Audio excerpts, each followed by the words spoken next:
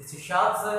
अब बेटा मैं आ चुका हूँ class 10th biology chapter number 1 life process का नेक्स्ट पार्ट लेकर, जिसके अंदर हम लोग आज बात करने वाले हैं nutrition in human being. Okay, this is the chapter number 1 of the biology. तो nutrition in human beings, sir ये न्यूट्रिशन जो है वो ह्यूमन बीइंग्स में किस तरीके से कंप्लीट होता है, तो आज हम उसी के बारे में पढ़ते हैं बेटा। तो न्यूट्रिशन इन ह्यूमन बीइंग्स जो है ह्यूमन के अंदर जो कंप्लीट होता है वो एक सिस्टम के बेस पे कंप्लीट होता है, जिस सिस्टम को हम लोग जानते हैं डाइजेस्टिव सिस्टम के नेम से। ओके, तो first of all we will talk about human digestive system. Okay, so now the human digestive system. What is the human digestive system? A system present in our body, एक ऐसा organ system होता है जो हमारे body के अंदर होता है, जो पूरे डाइजेशन प्रोसेस को, न्यूट्रिशन प्रोसेस को कंप्लीट करने में हेल्प करता है। चलिए बेटा शुरू करते हैं।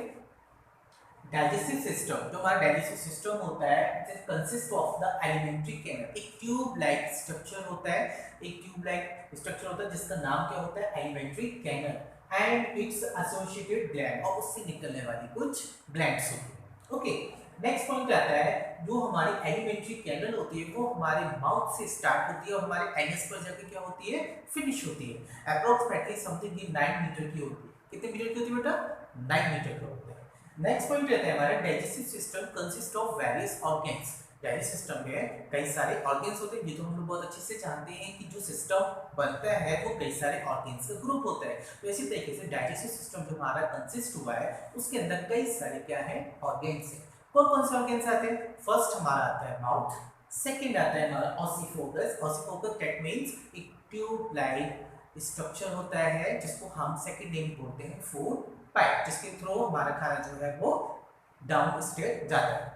नेक्स्ट होता है हमारा स्टमक, उसके बाद हमारा पार्ट आता है स्मॉल इंटेस्टाइन, नेक्स्ट पार्ट आता है हमारा लार्ज इंटेस्टाइन। और मैंने ये बताया था कि डाइजेस्टिव सिस्टम में क्या होती है, कुछ ग्लैंड्स भी होती हैं, जिसमें सबसे पहली ग्लैंड होती है हमारी सलाइवरी ग्लैंड। उसके बाद हमारा लिवर होता है, लिवर भी क्या है, एक हमारा ग्लैंड है जो कि ह्यूमन बॉडी का सबसे लार्जेस्ट ग्लैंड है। सेकेंड पॉइंट हमारा जो है वो है हमारे pancreas. Okay, so now we will talk about step by step how to complete the nutrition process. The nutrition process in human being start by the some steps. So first step is there ingestion. What is the process of ingestion? Very small, very easy things यार। जब हम खाने को अपने मुंह में रखते हैं ना, यानी खाने के लिए उसको अपने मुंह के अंदर पुट करते हैं, उसी प्रोसेस को हम लोग बोलते हैं injection process. Okay, second process जो होती है हमारी होती है डाइजेशन प्रोसेस। अब ये जो प्रोसेस होती है बहुत इंपॉर्टेंट प्रोसेस होती है हमारी न्यूट्रिशन प्रोसेस की। तो डाइजेशन प्रोसेस क्या होता है, हमारा माउथ से ही स्टार्ट हो जाता है। क्वेश्चन बनता है कि digestion process begin from in human beings, कहाँ से स्टार्ट होती है, तो हम बताएंगे it will start from the mouth. Okay, तो डाइजेशन प्रोसेस जो है हमारा माउथ के अंदर वो दो प्रोसेस के बीच पे कंप्लीट होना शुरू होता है। पहली प्रोसेस होती है हमारी physical process. Physical process that means जब हम खाने को इंजेक्शन प्रोसेस कराते हैं तो हम उसको च्यूइंग करते हैं, इसको चबाते हैं, खाने को स्मॉल स्मॉल पीसेस में क्या करते हैं बेटा, ब्रेक डाउन करते हैं। तो उसी ब्रेक डाउन करने की process with the help of teeth, उस प्रोसेस को हम लोग बोलते हैं फिजिकल प्रोसेस।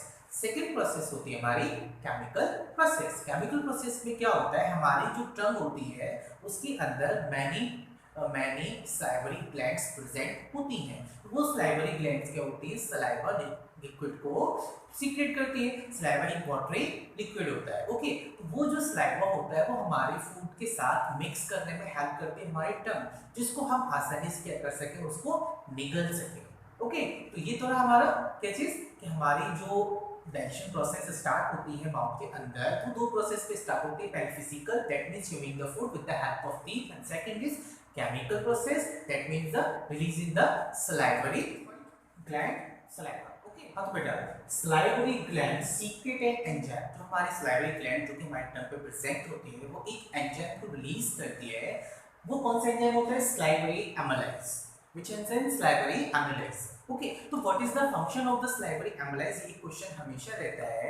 इस salivary amylase यानी कि जो एक एंजाइम salivary gland रिलीज करती है, what is the function of the salivary enzyme। तो हमारा salivary enzyme का फंक्शन क्या रहता है, it is the break down the starch present in food. Starch यानी कि हमारे जितने भी न्यूट्रिशन होते हैं उसको हम लोग बोलते हैं स्टार्च। ओके, उसको ब्रेक डाउन करता है, किसमें, into sugar molecules, small small sugar molecules में वो क्या करता है, उसको ब्रेक डाउन करता है। ओके, नेक्स्ट पॉइंट आता है हमारा salivary amylase help in the break down the starch present in food into sugar molecules. This is the function of the salivary analyse.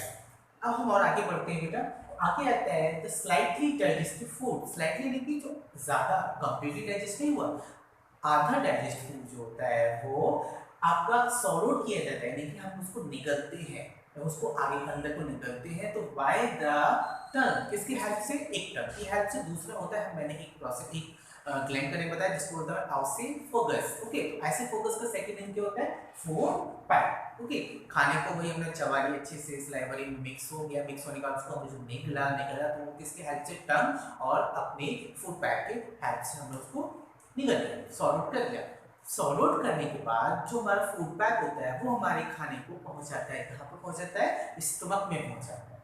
Okay, तो फूड जो हमारे माउथ से stomach तक पहुंचने में एक प्रोसेस होती है, उस प्रोसेस को हम लोग बोलते हैं पेरिस्टेटिक मूवमेंट। ये जो क्वेश्चन है ये बहुत इंपॉर्टेंट रहता है, define the peristaltic movement, which types of movement when the food goes या carries down the stomach। तो पेरिस्टेटिक मूवमेंट क्या होता है, the constriction and the expansion movement of the wall of the food pipe, यानी कि खाने को धकेलने में हेल्प करती है, नीचे धक्का मारती है, फूड पाइप की वॉल जो होती है उसको धक्का मार मार के स्टमक तक पहुंचाने वाले प्रोसेस को हम लोग क्या बोलते हैं, पेरिस्टेटिक मूवमेंट बोलते हैं। बहुत इंपॉर्टेंट है peristaltic movement on the function and the enzyme. Okay, so let this thing next topic.